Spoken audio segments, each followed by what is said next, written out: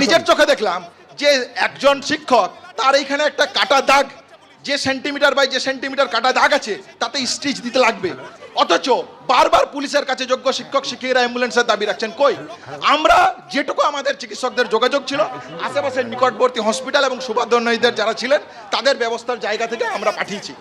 আমরা যেটা বলতে চাই যে পুলিশের ভূমিকা তো এখানে কোথায়, রাজ্য প্রশাসনের ভূমিকা এখানে কোথায়? যদি রাজ্য প্রশাসনের ভূমিকা থাকতো তাহলে আজ এই তাদের পাশে দাঁড়াতো, সদর্থক প্রয়াস নিত। কিন্তু আমরা তো সেটাই বললাম যে 14ই আগস্ট যখন তারা নিজেদের প্রাণ বাঁচানোর জন্য ওয়ার্ডের চিকিৎসক পেশেন্টদের বেডের ভিতরে সিস্টারদেরকে বলছেন একটু জায়গা দিন, একটু জায়গা দিন, আমাদেরকে বাঁচতে দিন।